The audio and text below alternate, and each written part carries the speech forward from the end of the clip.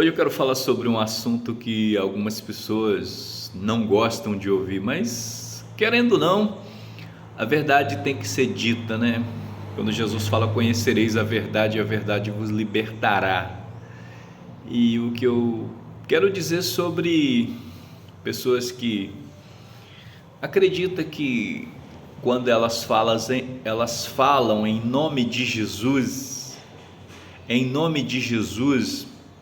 e hoje quase todo tipo de pessoas, seja pessoas com a crença verdadeira, né, que é a crença da salvação, com a fé em Cristo Jesus, e quanto todo tipo de pessoas estão dizendo em nome de Jesus.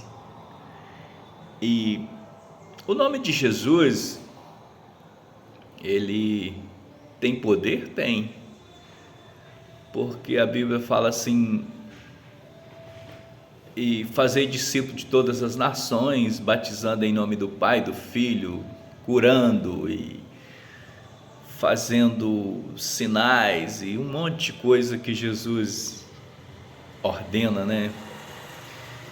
E fala: se beber alguma coisa mortífera não fará dano nenhum. Está lá no Marcos 16, já no finalzinho, né? Só que quando eu nunca direi que existe texto da Bíblia isolado, isso não existe. Tudo que foi escrito tem um para quê ou porquê. E só que quando você começa a conhecer as Escrituras, você vai entender que as coisas não são tão simples assim no nome de Jesus. Por exemplo, o próprio Jesus, ele fala lá em Lucas 6,46: por que vocês me chamam de Senhor, Senhor, e não fazem o que eu digo, né? E aí as pessoas falam: claro que eu posso falar o nome de Jesus, pois Jesus é meu amigo. A Bíblia diz que vós sois meus amigos. Eu já não chamo de servos, mas tenho chamado de amigos. E de fato está escrito lá em João capítulo 15, no verso 15, né? Mas só que no 16 ele fala: não foi vós que me escolhestes, mas eu vos escolhi e vos nomeei ou designei para que vades e deis fruto. Aí eu faço uma pergunta para você que tem usado o nome de Jesus, que tem dito que Jesus é seu amigo: quais são os seus frutos? Quais são suas marcas? Você carrega a cruz de Cristo?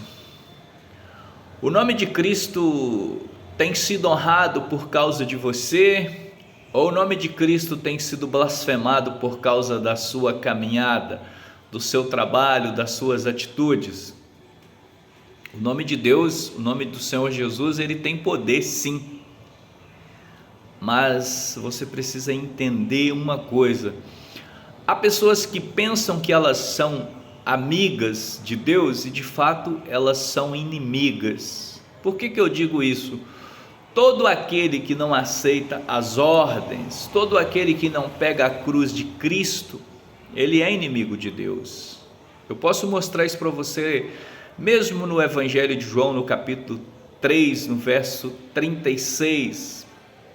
A Bíblia diz que a ira de Deus permanece sobre aqueles que não querem o Senhor Jesus. João capítulo 3, versículo 36. A ira de Deus permanece sobre as pessoas.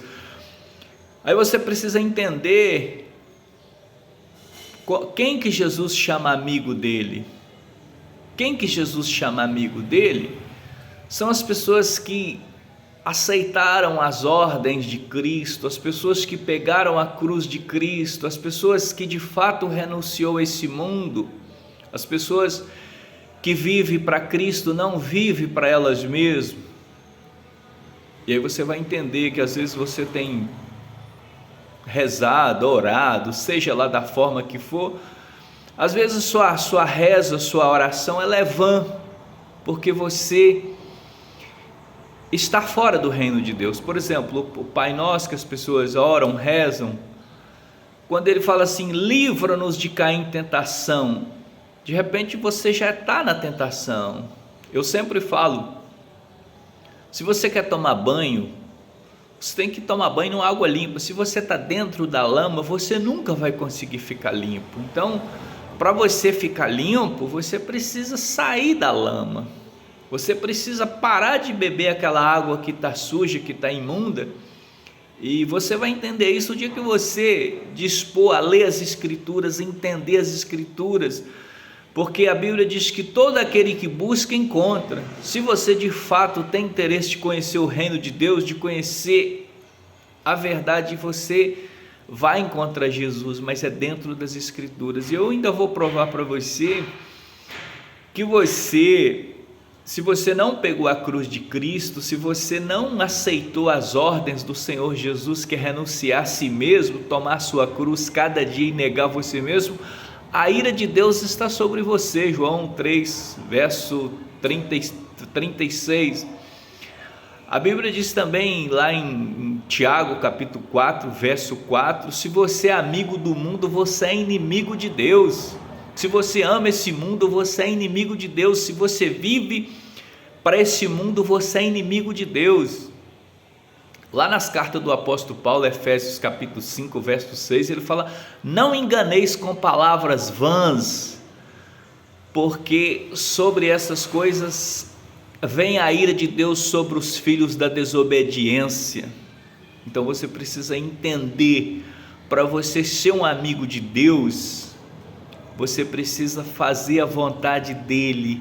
E eu termino em Lucas 6,46, que já foi dito: por que vocês me chamam de Senhor, Senhor, e não fazem o que eu digo?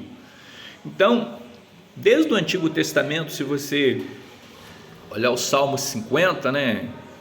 Eu já vi um falso profeta falando lá no Salmo 50, o verso 15: clama a mim no dia das dificuldades, e eu te salvarei, você me gloriará, ou glorificará. Mas no verso 15 ele fala: que direito vocês têm de recitar as minhas leis? Vocês não querem que eu vos corrijo? Isso é o Antigo Testamento, Salmo 50, verso 15 e 16, fala sobre isso.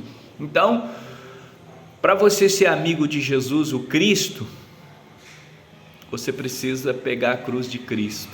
Você precisa renunciar a si mesmo, como Jesus disse: e negue-se a si mesmo e tome sua cruz e siga-me. E que adiantaria do homem ganhar o mundo inteiro e perder a sua alma? E ele ainda fala lá em Mateus 7, 21: nem todo o que me chama de Senhor, Senhor herdará o reino dos céus, mas o que faz a vontade do meu Pai. A vontade do meu Pai é você pegar a cruz. Então não adianta você dizer que é amigo de Deus, que em nome de Jesus, para você dizer em nome de Jesus, você precisa ser um discípulo dele, você precisa ser um seguidor de Cristo, e não somente ouvinte.